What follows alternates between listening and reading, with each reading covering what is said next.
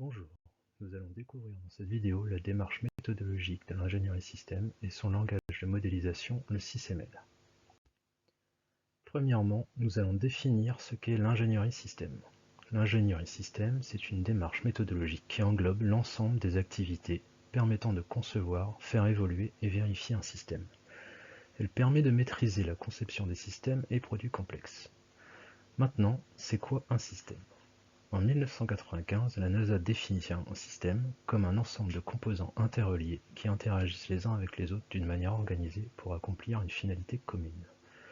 Si on avait du temps devant nous pour illustrer cette définition, on pourrait prendre l'exemple d'Ariane 6, mais on va plutôt prendre comme exemple le radio-réveil à projecteur, plus simple à comprendre, mais déjà complexe à concevoir et à réaliser. Pour modéliser un système avec le SysML, on utilise 9 diagrammes représentant des concepts particuliers du système. Il existe 3 grands groupes, 4 diagrammes comportementaux, le diagramme des exigences, 4 diagrammes structurels.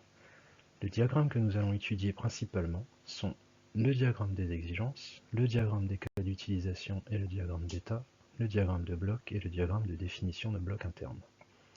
Dans l'ingénierie système, il n'y a pas d'ordre prédéfini pour la création et la modification des diagrammes, cependant, il est vivement conseillé de commencer par la définition des exigences.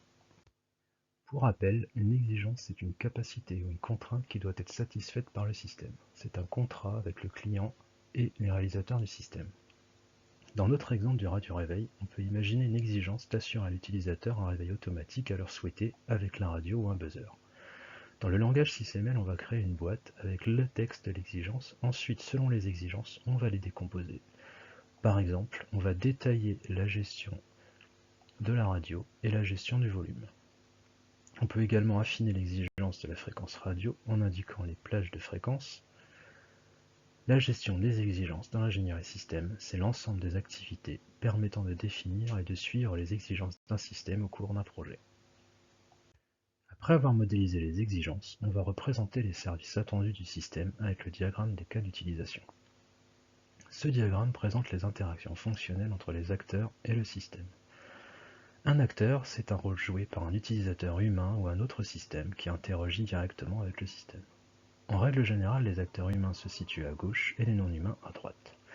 Pour notre exemple, nous avons deux acteurs. Le principal qui est l'utilisateur et le non-humain qui est la station radio. Ensuite, on va ajouter des actions, ici représentées par des ovales, qui vont être reliées par des lignes aux acteurs. Ces lignes se nomment des associations et elles signifient simplement participe à. Par exemple, l'utilisateur et la station radio participent à écouter la radio et à être réveillés à l'heure en musique. Maintenant, il faut réfléchir à comment on va lancer notre action écouter la radio. Pour cela, on va utiliser le diagramme d'état. Il va permettre de décrire les réactions de notre système en fonction des différents événements. Comment il va passer d'un état à un autre. Dans un premier temps, notre système est dans un état non alimenté. Si on souhaite écouter la radio, on doit passer dans l'état alimenté. Pour cela, on utilise la transition branchée. On branche donc notre radio-réveil à une source d'alimentation. On imagine maintenant que l'état alimenté va comporter plusieurs états que l'on va pouvoir activer selon certaines transitions.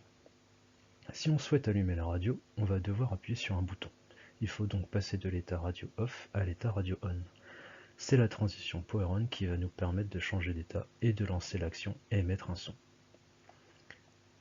Le diagramme d'état permet donc de détailler le fonctionnement de notre système et d'imaginer son comportement avant de passer à la conception détaillée. Maintenant, passons à la modélisation structurelle de notre radio-réveil. Pour cela, nous allons utiliser deux diagrammes, le premier qui est le diagramme de bloc et le second le diagramme de bloc interne. Le bloc SysML constitue la brique de base pour la modélisation de la structure d'un système. Il peut représenter un système complet, un sous-système ou un composant élémentaire. Les blocs sont donc décomposables. Le diagramme de définition de bloc décrit la hiérarchie du système. Pour notre exemple du radio-réveil, on va retrouver un sous-système réveil qui va être composé d'un afficheur, d'une horloge et d'un projecteur.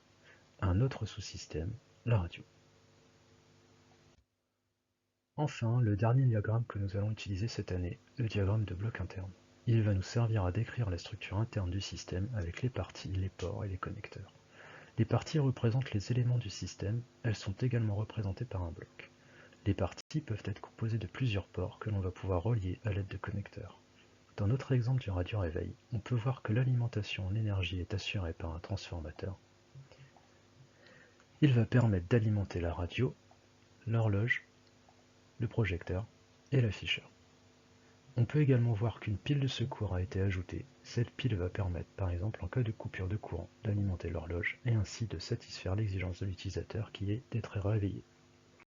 Grâce à ce diagramme, on comprend l'interaction entre les différentes parties. Pour résumer, dans cette vidéo, nous avons vu que l'ingénierie système est une démarche méthodologique permettant de définir, faire évoluer et valider des systèmes complexes. Pour mettre en place cette méthode, on utilise le SysML qui est un langage de modélisation qui se compose de 9 diagrammes. De notre côté, nous avons vu que cette année, nous allons utiliser le diagramme des exigences pour spécifier le besoin du client, le diagramme de cas d'utilisation et d'état pour le comportement des systèmes, le diagramme de bloc et interne de bloc pour la structure des systèmes. On ne vous demande pas votre niveau et maîtrise du SysML, mais vous allez devoir l'utiliser dans des études de cas et lors de vos projets. C'est terminé pour ce cours sur l'ingénierie système et le SysML. Merci et à bientôt.